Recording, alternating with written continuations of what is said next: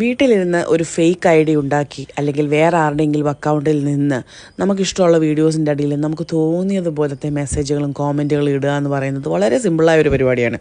ഈ പറഞ്ഞ എനിക്ക് വേണമെങ്കിലും ചെയ്യാൻ, നിങ്ങൾ ആരും അറിയാൻ പോകുന്നില്ല.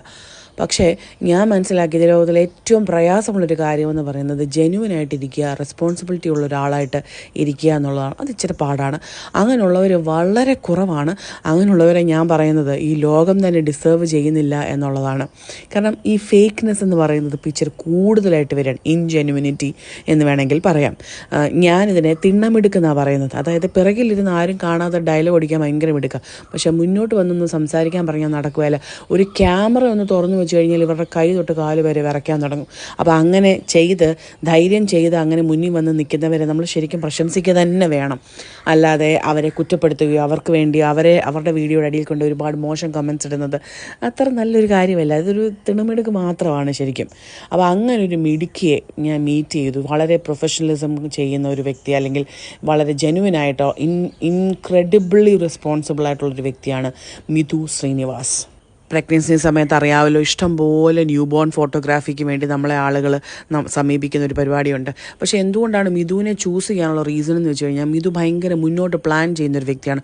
ഞാൻ അങ്ങനെയുള്ളവരെ ഭയങ്കരമായിട്ട് I get impressed by them. അതായത് എനിക്കൊരു 5 മാസം ആയിരുന്ന സമയത്ത്, ഞാൻ പ്രഗ്നൻ്റ് ആയിരുന്ന സമയത്ത് ഫസ്റ്റ് എന്നെ അപ്രോച്ച് ചെയ്യുന്നത് മിഥുവാണ്. 5 months ആയപ്പോൾ തന്നെ മിഥു എല്ലാ കാര്യങ്ങളും എന്നോട് പറഞ്ഞു. ഇതുപോലെ ന്യൂ ബോൺ ഫോട്ടോഗ്രാഫി മാം എനിക്ക് തന്നെ തരണം, ഞാൻ ഇങ്ങനെ കാര്യങ്ങൾ ഞാൻ ആ മൊമെൻറ്റിനെ വളരെ സ്പെഷ്യലാക്കി തരാം എന്ന് പറഞ്ഞു. അതായത് ഇത്രയും നേരത്തെ, അത് ബാക്കിയുള്ളവരെല്ലാം ഒരു 7, 8, ചിലർ 9ാം മാസത്തിൽ വരെ, അതെൻ്റെ പ്രഗ്നൻസിക്ക് തൊട്ട് മുമ്പ് വരെ ചെയ്യുന്നവരുണ്ട്. അങ്ങനെയല്ല, നമ്മളൊരു കാര്യം ചെയ്യുമ്പോൾ അതിന് ഒത്തിരി മുമ്പ് തന്നെ അതിനെക്കുറിച്ച് ചിന്തിക്കണമെന്ന് വിശ്വസിക്കുന്നൊരു വ്യക്തിയാണ്. ആ കാര്യത്തിൽ ഞാൻ ഇംപ്രസ്ഡ് ആയിരുന്നു. രണ്ടാമത്തെ ഒരു കാര്യം, അവർ ടീമായിട്ട് വന്നു. ഒരു കുഞ്ഞുള്ള വീടാണെന്ന് ഓർക്കണം. സാധാരണ ടീമായിട്ട് വരുന്നവരൊക്കെ എന്ന് പറഞ്ഞു കഴിഞ്ഞാൽ അവിടെ വന്ന് ഭയങ്കര ബഹളം ഉണ്ടാക്കി അടിച്ചു പൊളിച്ച് ഒരു ട്രിപ്പ് പോലെയാണ് വരുന്നത്. പക്ഷെ അവരൊരു കുഞ്ഞ് അവിടെ ഉണ്ടെന്നുള്ള ഒരു പരിഗണനയിലാണ്. ഒരു രീതിയിലുമുള്ള ശബ്ദങ്ങൾ ഉണ്ടാക്കാതെ വളരെ സൈലൻ്റായിട്ട്, ചുരുക്കം പറഞ്ഞാൽ അവർ വില്ലയിൽ വന്നു പോയി എന്ന് ഈ വില്ലക്കാരും അറിയില്ല, ഒരു മനുഷ്യരും അറിയില്ല. അവരത്ര സൈലൻ്റായിട്ടും ഡിസ്ക്രീറ്റായിട്ടുമായിരുന്നു കാര്യങ്ങൾ ചെയ്തത്. അതും എനിക്ക് ഭയങ്കരമായിട്ട് ഞാൻ ഇംപ്രസ്ഡ് ആയ ഒരു കാര്യം തന്നെയാണ്. മിഥുവും 2 കുഞ്ഞുങ്ങളുടെ അമ്മയാണ്. സ്വന്തം കുഞ്ഞുങ്ങളുടെ ജീവിതത്തിലെ എക്സ്പീരിയൻസുകളും ഒക്കെ മൊമെൻറ്റ്സും ഒക്കെ ക്യാപ്ചർ ചെയ്യുന്നതിൽ നിന്നാണ് മിഥു ഇങ്ങനൊരു കോൺസെപ്റ്റിൽ നിന്ന് ഇൻസ്പയർഡ് ആവുന്നത്.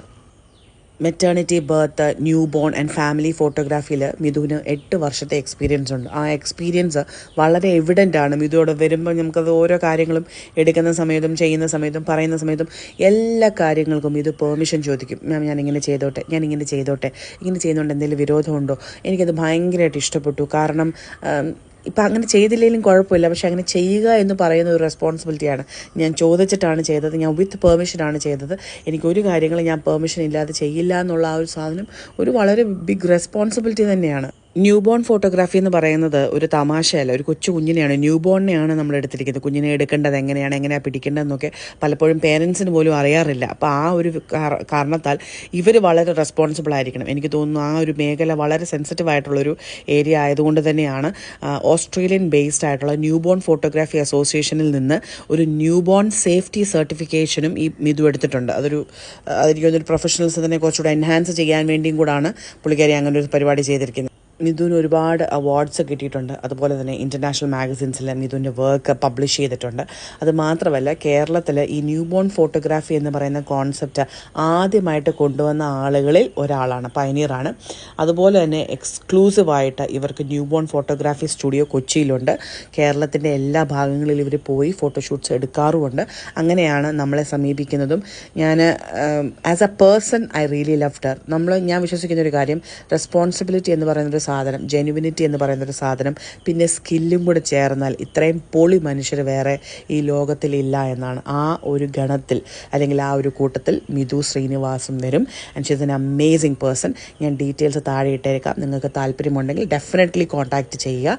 ഞാൻ എല്ലാ ഡീറ്റെയിൽസും ഞാൻ കോമെൻറ്റിൽ പിന്നും കൂടെ ചെയ്തേക്കാം. ബൈ.